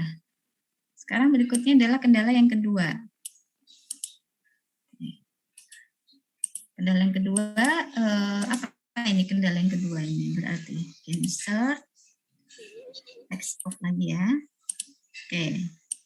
Kendala yang kedua sama seperti caranya. Kendala yang kedua sama, ya logikanya sama semua. X berapa itu? X1 ya. X1 plus 2X2 kurang dari ataupun sama dengan 6. Nah, ya sudah. Berarti nanti untuk mencari titiknya kita translatekan menjadi X1 ditambah X2 menjadi sama dengan 6 ya. Di sini nanti berarti X1-nya kita anggap 0 gitu, berarti supaya 0 X1-nya 0 berarti berapa supaya dia sama dengan 6? Berapa berarti X2-nya? Maaf, 2X2. Nah, berapa di sini X2-nya? 3. Berarti titiknya adalah 0,3 ya. Kemudian berikutnya kalau yang 0 adalah X2-nya ya. X2-nya yang 0 di sini. Oke, berarti X1-nya berapa supaya dia bisa menjadi 6? 6. Ya, oke. Nah, berarti hasilnya adalah 6,0. 6,0. Berarti sekarang sama. Ini berarti tadi saya pakai apa tadi ya? Draw ya. Oke. Gambar yang lain apa ya? Sekarang berarti untuk garis yang kedua itu adalah 0,3 ya. X1-nya 0, X2-nya 3 berarti ini ya. Oh, kok bilang malah ini ya. Oh, ini aja. Tapi nggak bisa gambar warna yang lain. Oh, harusnya bisa. Nah, ini. Oke, ini berarti 0,3 ya. 0 dengan 3 di sini ya. Oke, kemudian berikutnya 6, X1-nya 6, X2-nya 0. Ini ya. Ya. Oke, berarti kita sudah dapat garis untuk constraint yang keberapa? Kedua. Ya, kemudian kita garis. Oke. Pertanyaannya tadi sama. Ya. Daerahnya mana nih yang menjadi visible solution? Apakah di atas kurva garis atau di bawah garis? Nah, kembali sama. Kita gunakan titik yang mudah saja, 0,0 ya, seperti itu. 0,0 masukkan di persamaan ini ya. Jadi kalau saya punya titik 0,0 dimasukkan hasilnya berapa ini? Apa hasilnya? Berapa ya hasilnya? 0 kan? Ya, 0. Maka dia apakah memenuhi kendala yang kedua? Kendalanya tadi apa aslinya? X1 kan? X1. Apakah dia 0 itu berarti kurang dari ataupun sama dengan 6? Iya. Ya, betul ya. Oke, sehingga titik 0,0 itu menjadi solusi. Kalau menjadi solusi berarti yang kepakai adalah ini berarti ya. Oke, sip. Berarti kita sudah dapat ini. Baik. Kemudian yang kendala yang ketiga berikut. Oke, apa yang tadi? Insert text box ya. Oke. Kalian sambil coret-coret ya, biar juga masuk ke memori kalian. Kemudian kendala yang ketiga itu adalah apa ini? Min X1 ya. Min X1 plus X2 ya. sama dengan kurang dari ataupun sama dengan 1 ya. X1-nya aku hilang. Oke. Ya, jadi di sini ya min X1 plus X2 kurang dari atau sama dengan 1. Jadi di sini sama ya. Tadi kalau ini 0 X1-nya, X2-nya berapa supaya dia bisa menjadi sama dengan 1.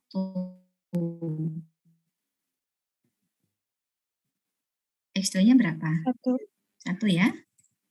Oke, berarti titiknya adalah titik 0,1.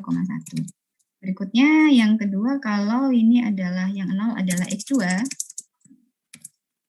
ya. Kemudian dia supaya menjadi 1, maka min X1-nya berapa? X1-nya berapa? Min 1. Ya, betul.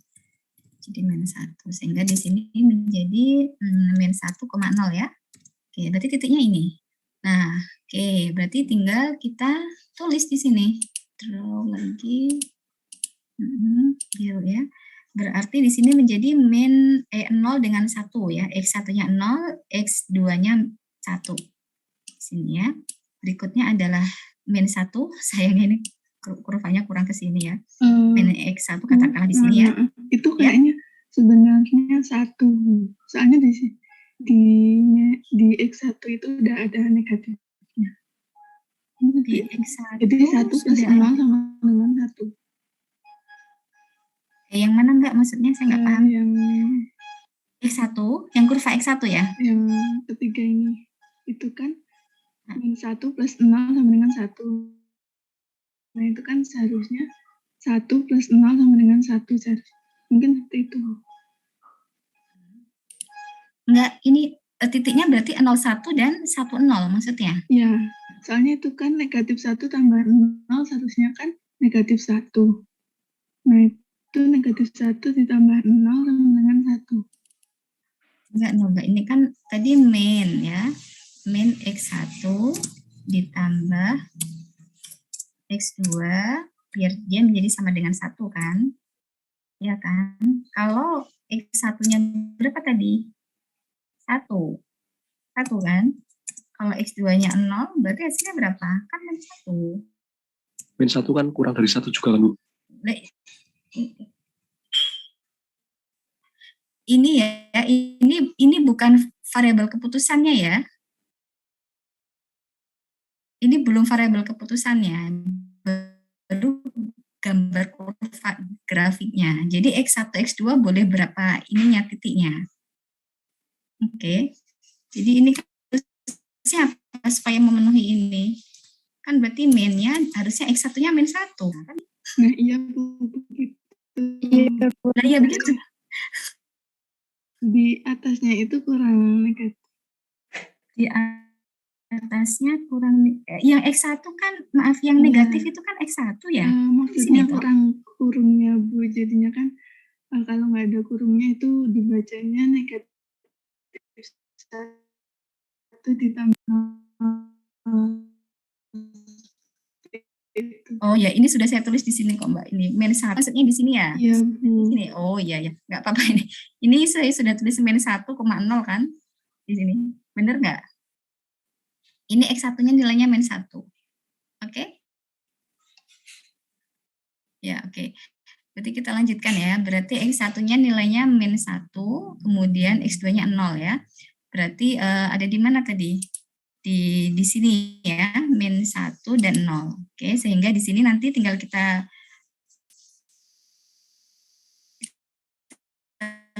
lanjutkan ya. Berarti ya sudah jelas.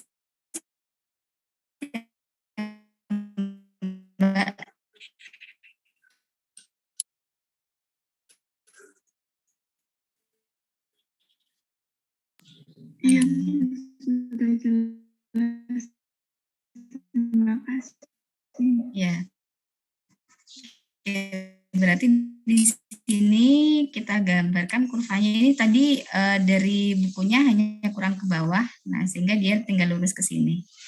Oke, ya untuk constraint yang ke, ya jadi ini garis untuk kurva yang constraint atau di bawah constraint. Nah, ini ya, berarti ini satunya di sini kan. Oke, katakan di sini, sehingga titiknya menjadi begini ya. Oke. Nah, sehingga pertanyaannya dia di atas atau di bawah? Sama berarti juga kalau pertanyaannya seperti itu, di sini ada titik 0,0 ya di sini ya. Kalau kita lihat, ya di sini ada titik 0,0 di sini ya. Di sini sehingga kita tinggal tuliskan di sini. Kalau titiknya 0,0, apakah dia memenuhi atau tidak? Menjadi kurang dari ataupun sama dengan 1. Berarti apa? Kalau titiknya 0,0 hasilnya berapa ya? 0. 0 ya, 0. Jadi dia apakah dia kurang dari ataupun sama dengan 1? Iya ya, betul ya. Sehingga kalau betul berarti yang menjadi solusi adalah di bawahnya. Ya, yang ada di bawahnya, sehingga di sini yang ada di bawahnya adalah seperti ini, oke? Nanti ya. Oke. Oke, baik. Nah, itu yang ketiga. Sekarang yang keempat itu adalah, ini saya pindah ya.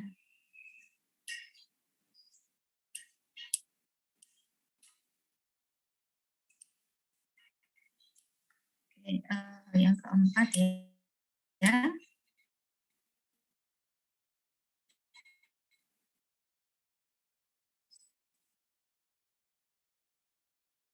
Itu tadi yang keempat itu kurang dari ataupun sama dengan 2. Berarti garis lurus ya. Buat seperti ini ya. X2 berarti garis lurus, langsung ke draw aja. Oke, nanti kita pakai yang besar, pakai warna ini ya. X itu kurang dari ataupun sama dengan 2. Artinya berarti X2 garis lurus ya. Betul ya? Oke. Nah, kemudian pertanyaannya apakah di atas ataukah di bawah? Nah, di sini lihat lagi ada titik 0,0 bawahnya, titik 0,0. Kita cek di sini. Ya, kalau X2-nya X2-nya 0 ya. Apakah dia kurang dari ataupun sama dengan 2? Kalau X2-nya 0? Iya, Bu. Oke. Berarti solution space-nya ada di sini. Ya.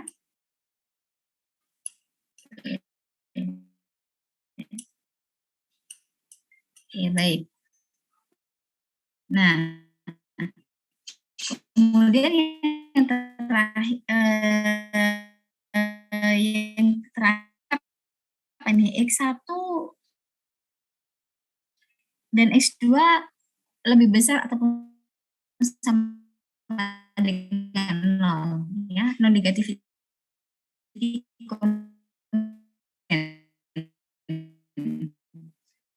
ya.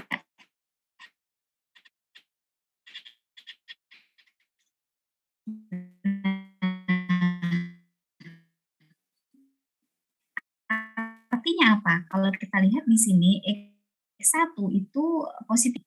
Kalau X1 yang ada di apa? Di sini bukan satu. Jadi kalau sehingga di sini artinya nah, ini ya. Ini sebagai pertanda X1 sama dengan lebih besar sama dengan 0 ya. Ini concern yang kelima ini. Berarti di sini sudah otomatis di sini tinggal perlu dicek.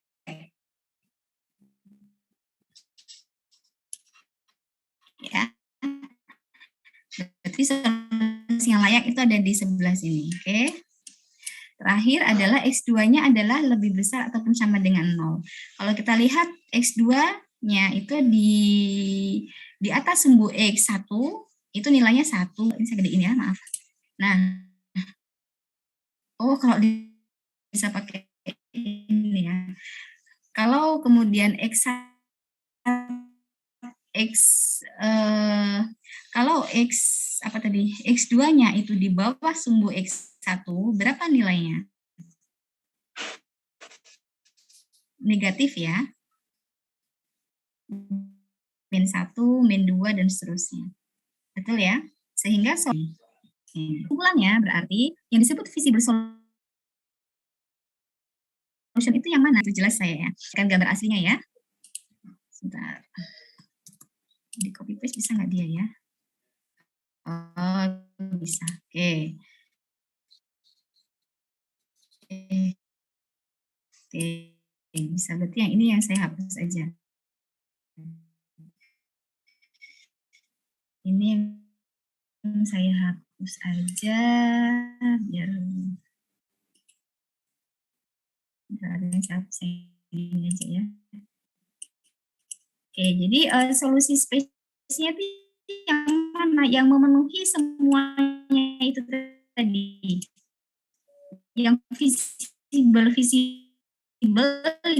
dari kendala pertama sampai kendala yang ke-6. Ya, jadi visible solution itu adalah visible solution untuk semuanya ya. Visible solution untuk semuanya itu adalah area visible solution yang memenuhi ini ya. Jadi tadi sudah saya gambarkan ya ininya. Oke. Nah. Oke. Jadi kita di sini ya gambarnya ini ya.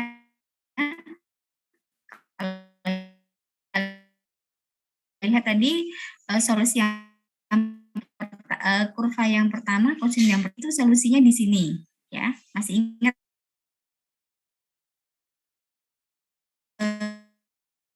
konsisten yang kedua solusinya ada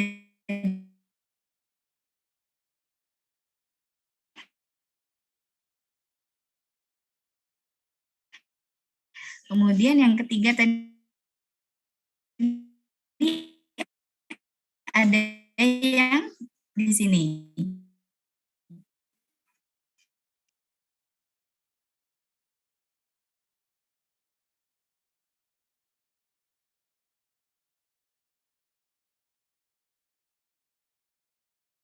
Yang ini. Jadi yang memenuhi semuanya, ya. Jadi Bu yang ini iya nggak Bu yang ini? Yang ini yang enggak yang ini? Enggak, karena dia hanya memenuhi kendala pertama aja di sini. Ya kan? Jadi mungkin kalau Anda yang bertanya, nah nih, Bu yang di area sini memenuhi enggak? Enggak, karena dia hanya memenuhi kendala pertama, ya kan? Bu yang di sini visible solution space juga enggak Bu? Enggak, di sini hanya memenuhi berapa ini? Constraint keberapa? Constraint yang ke-6 ya? Constraint keberapa ini? Kedua, ya, hanya memenuhi constraint yang kedua aja. Nah, nggak bisa. Kemudian yang di sini memenuhi juga nggak? Jadi yang memenuhi yang disebut sebagai solution space untuk model ini adalah yang memenuhi apa?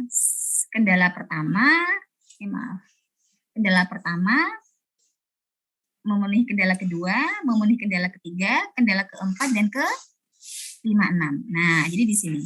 Nah, jadi area ini itu yang memenuhi semua kendala yang ada. Gitu ya. Jadi yang di sini enggak, karena dia hanya memenuhi kendala pertama. Yang di sini juga tidak, karena dia hanya memenuhi kendala yang kedua. Ya, di sini juga. Yang di sini juga sama, ya. Jadi yang memenuhi dianggap solution space yang memenuhi kendala pertama, kedua, ketiga dan sampai ke-6. Paham sampai sini? Paham ya? Insyaallah. Ya, oke, baik. Nah, terakhir itu adalah, jadi setelah kita mendapatkan solution space-nya itu, maka langkah terakhirnya apa? Langkah terakhirnya adalah menentukan titik yang optimal. Jadi kalau kita sudah dapat ini, ya, gambar ini ada titik A, titik B, C, D, E hingga F, kan? Nah, jadi bagaimana kita menentukan titik yang mana ini titik yang optimalnya, ya, yang memberikan hasil yang paling maksimal, kan begitu ya. Nah, maka untuk mendapatkan hasil yang paling hasil yang maksimal itu adalah jadi saya ulangi lagi ya, solution space titik optimal ya itu sudah difahami, sudah merupakan aturan umum ya, bahwa titik optimal itu akan selalu berada di ujung dari suatu kurva ya. Jadi ujung dari solution space. Jadi titik optimal itu, kandidat untuk titik optimal itu akan selalu berada di titik-titik ujung dari solution space. Jadi katakanlah bentuknya kan tadi seperti ini ya. Nah, jadi yang kita periksa ya itu hanya yang ujung-ujungnya saja. Ujungnya di sini apa? Di sini. Ya, titik A, B. Sebentar, ini kurang gede. Ya, jadi di sini titik A, ya, kemudian titik B, C, D, E, dan F. Nah, ini yang kita periksa. Bu, yang di dalam sini bagaimana? Nah, ini solution space yang visible, tetapi dia tidak mungkin optimal, tidak punya probabilitas untuk optimal, tidak perlu kita cek. Karena yang di antara-antara ini itu sudah pasti dia bukan titik yang optimal. Tetapi yang menjadi kandidat titik optimal itu selalu di ujung-ujung dari solution space area ini. Oke. Jadi tidak perlu kita cek. Nah, jadi kemudian cara mengeceknya itu adalah kembali ke objective function. Ya, objective functionnya tadi sudah ditulis ya. Objective functionnya tadi, sebentar, itu adalah tinggal sedikit ya. Oke. Objective functionnya tadi sudah kalian tulis, ya. Objective functionnya itu apa di sini? Z sama dengan 5x1 ya. 5xz sama dengan 5x1 ditambah 4x2. 5x1 ditambah 4x2. Nah, di sini caranya adalah kita bagaimana caranya? Caranya berarti tinggal kita carikan sembarang nilai Z ya. Z-nya itu adalah kita tentukan sembarang, begitu. Kemudian kita cari, kalau nilai Z-nya sembarang berapa, maka 5x1 dan 4x2-nya itu harus berapa, x1 dan x2-nya nilainya. Nah, katakanlah di sini Z-nya adalah 20 misalnya. Maka di sini 5, kalau x1-nya 4 ya, x1-nya 4 ya, maka di sini 0 ya. Oke. Sehingga di sini akan menjadi berapa? 4,0 ya. Dengan nilai Z sama dengan 20. Ya. Gitu ya. Atau katakanlah ini juga bisa sebentar.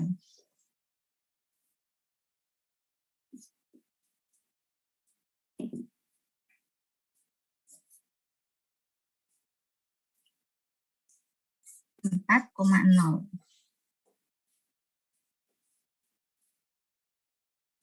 Ya. Jadi berikutnya juga sama, kalau ini 20 berarti kalau ini 5 kali 0 begitu, maka di sini adalah 4 kali 5 ya. Sehingga di sini titiknya menjadi 0,5 ya, dengan nilai Z sama dengan 20. Sekarang kalau nilai Z-nya katakanlah menjadi 24 ya. Ya. 24. Maka di sini 5 kali berapa ini? 24 bagi 5 berapa ya? Oke. Ditambah dengan ini 4, kita kalikan 0 ya. Sehingga nilainya menjadi berapa di sini? X-nya adalah 24 per 5, X1-nya. Nah, 24 bagi 5, X1-nya, X2-nya adalah 0. Dengan nilai Z adalah 24 ya. Oke. Kemudian nah, berikutnya kalau ini 5 kali 0 yang di sini, maka ini 4 kali 6 ya. Sehingga ini menjadi 0,6. Dengan nilai Z adalah 24. Bentar.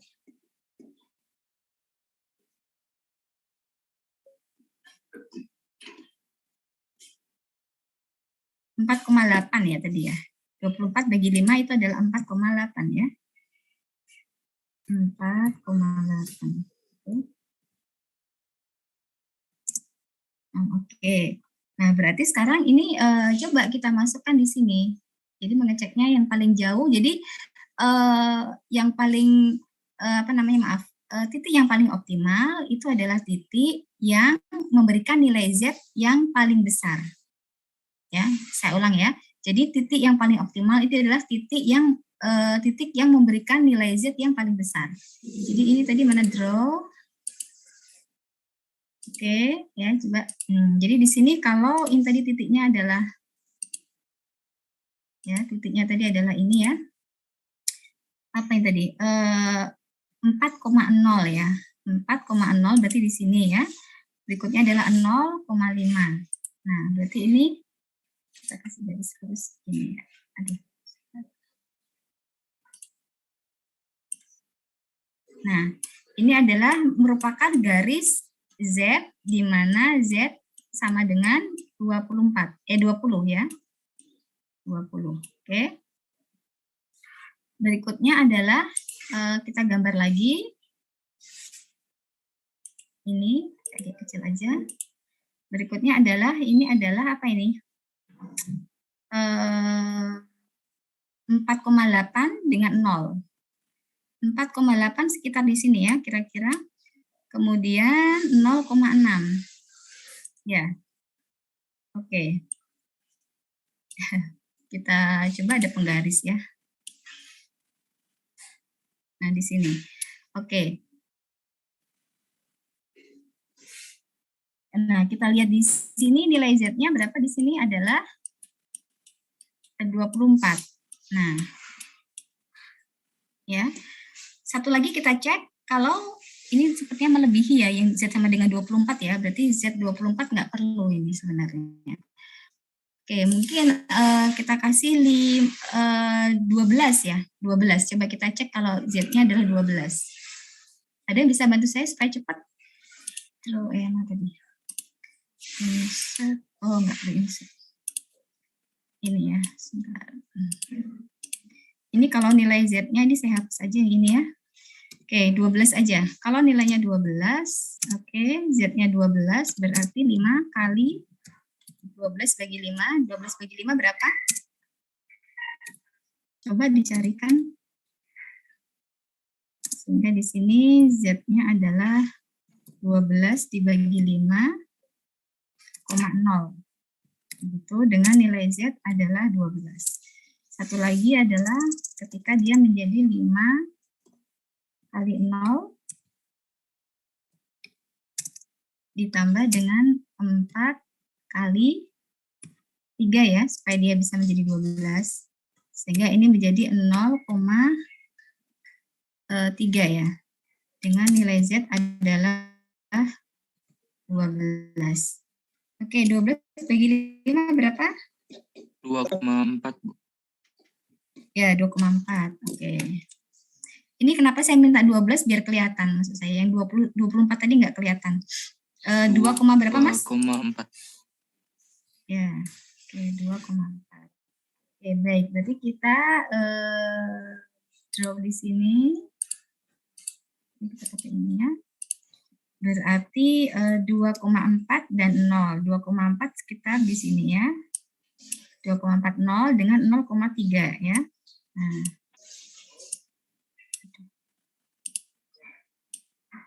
Ya.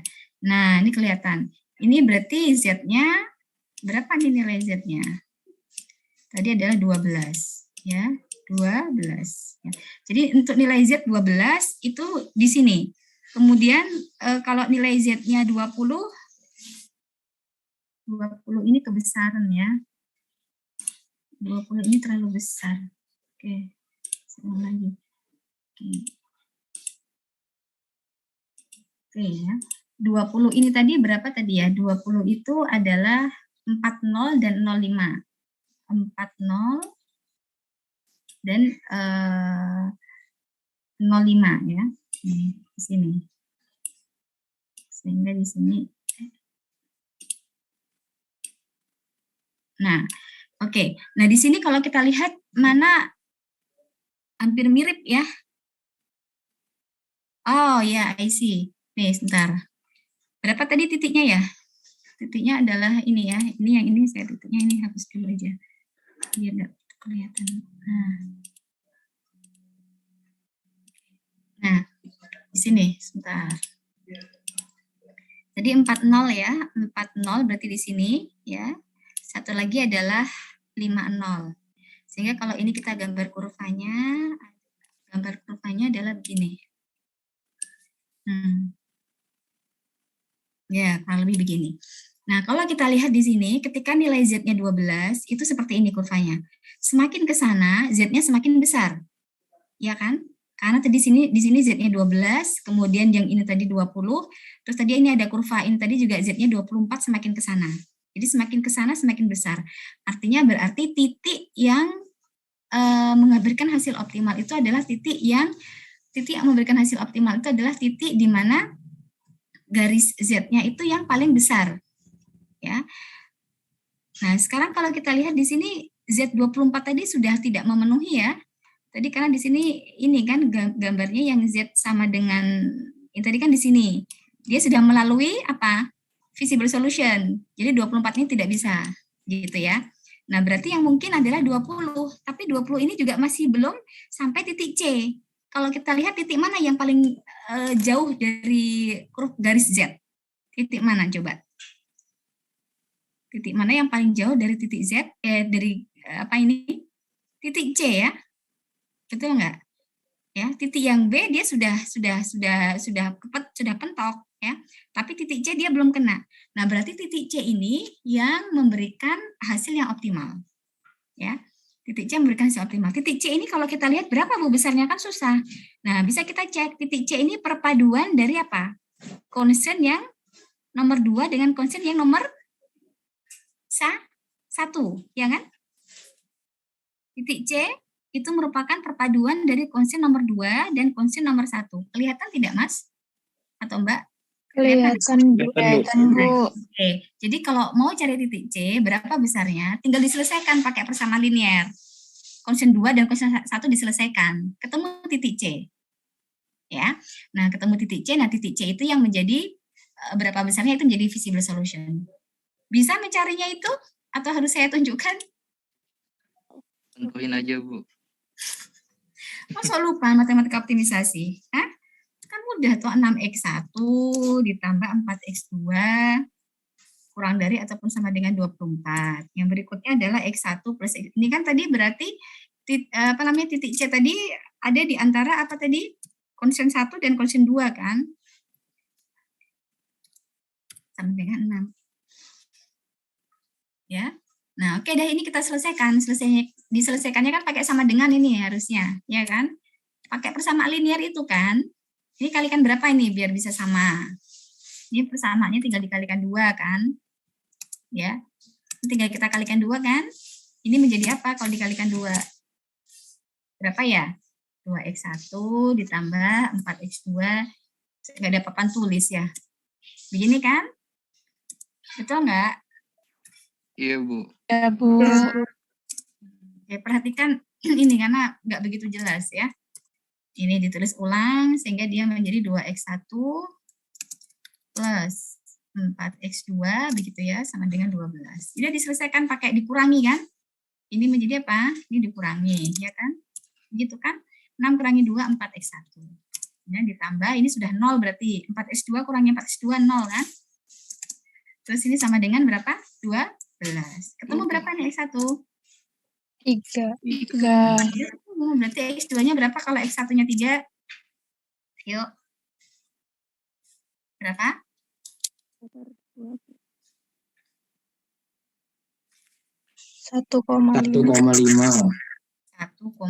Baik, berarti ketemunya sekarang solusi optimalnya berarti ya.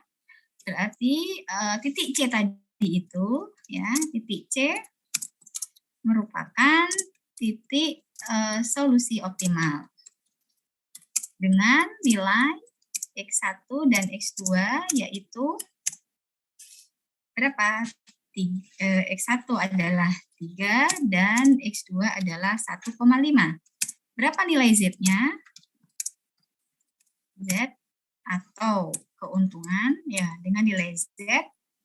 Nilai Z-nya bagaimana carinya? X1 dan X2-nya tadi tinggal dimasukkan di objective function. Ya. Mana nih objective function-nya? Nah.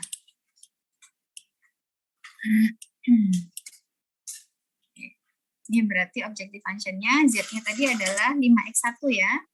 5x1 ditambah 4x2. Dia tinggal dimasukkan. Berarti coba dihitung. 5x1-nya adalah 3 ditambah dengan 4 dikalikan 1,5. Berapa nilainya? Coba tolong dicari. 21. Iya. Jadi keuntungannya artinya adalah profit atau keuntungan sebesar 21. Dalam hal ini berarti ribuan ya, atau ya 21 saja ya. Sebesar 21. Kita cek di sini berarti X1-nya adalah 3, X2-nya 1,5. X1-nya adalah 3, X2-nya adalah 1,5 ya. Oke, 3 dan 1,5. Coba kita cek di sini. Oke ya. Kita cek di sini. Oke, X1-nya adalah 3 ya tadi ya. X1-nya adalah 3 di sini. Nah, ini benar ini. Kan titik C di sini. X1-nya adalah 3 di sini ya. Kemudian X2-nya adalah 1,5. Ya. Nah, berarti di sini titik C. Titik C di sini. Oke, kelihatan ya. Di X1-nya tadi 3 dan X2-nya adalah 1,5. Pas di sini titik C. Karena kalau kita lihat tadi kurvanya, mungkin saya gedein dikit ya biar kelihatan. Nah, kalau kita lihat tadi ya, kurva Z ketika nilainya 12 kan di sini ya. Kemudian ketika kita naikkan Z-nya menjadi 20. 20 ternyata di sini. Nah, dia apa namanya, masih ada titik yang lebih jauh lagi, yang belum dipenuhi, masih ada titik yang lebih jauh daripada Z20. Kalau titik B sudah kena Z20 tadi. Jadi kalau kalian jawab B ketemunya 20. Coba nanti kalian cek. Titik B ini mesti hasilnya adalah 20. Karena melalui. Ternyata masih ada titik yang lebih jauh, yaitu titik C. Titik C belum kena. Nah, berarti titik C ini tadi adalah titik di mana nilai Z-nya sebesar berapa?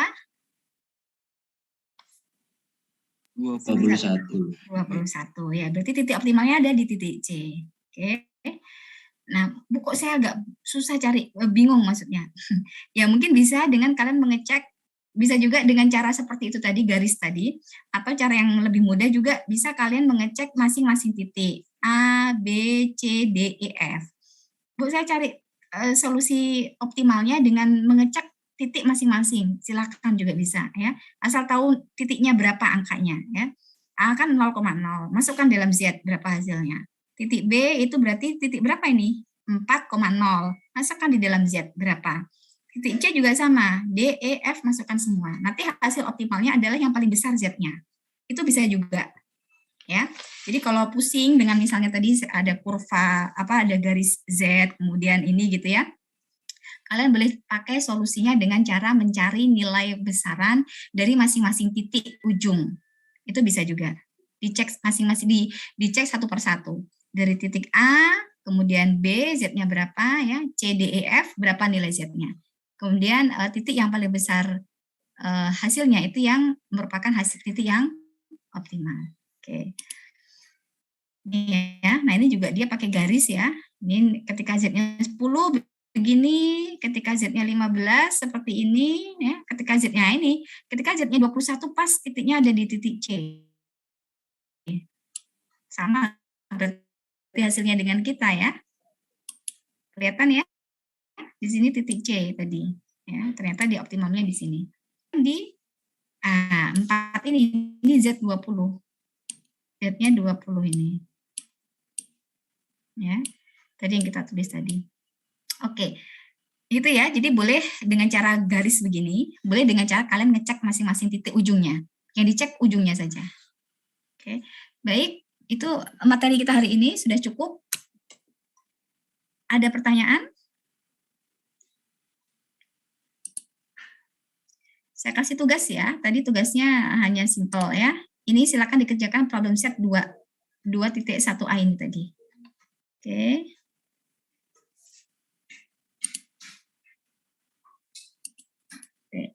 Jadi tugasnya di problem set 21a ya, dikerjakan dan dikirim saya besok ya. Di daring UIN Suka ya. Nanti saya kasih link untuk tugasnya. Oke, jadi yang set 21A ini kan sangat mudah. Oke. Kalau ini nggak usah dulu aja. Yang itu dulu aja, yang 21A dulu aja. Oke, tapi dikumpulkan besok. Oke? Ya. Ini saya stop share ya. Sudah cukup jelas ya?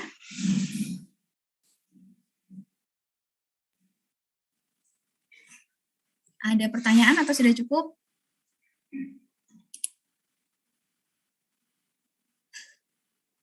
Atau masih cari-cari jawaban sendiri?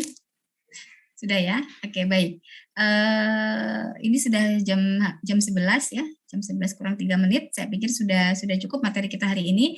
Besok kita lanjutkan masih dengan linear programming dan metode grafis, tetapi dengan menggunakan minimasi. Kalau tadi kan maksimasi ya. Nah, sekarang kalau minimasi seperti apa? Sama tidak caranya? Sebenarnya intinya sama ya. Hanya saja nanti kalau minimasi seperti apa, ada sedikit perbedaan ya, tetapi konsepnya adalah sama. Oke, kalau tidak ada pertanyaan, saya cukupkan sekian ya. Sudah jam 11 kurang 2 menit, mungkin kalian juga ada yang harus segera untuk ke masjid dan seterusnya ya.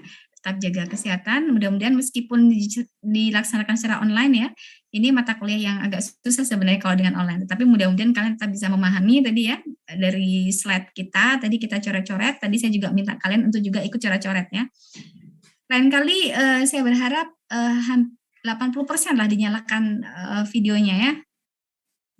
Nah, agar saya bisa melihat kalian benar-benar memperhatikan ataukah tidak ya.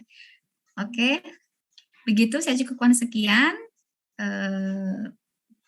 Jangan lupa tugasnya dikumpulkan besok paling lambat jam 23 ya. Dikumpulkan di daring Uinsuka. Oke, saya cukupkan sekian. Semoga bermanfaat. Sehat selalu semuanya. Assalamualaikum warahmatullahi wabarakatuh.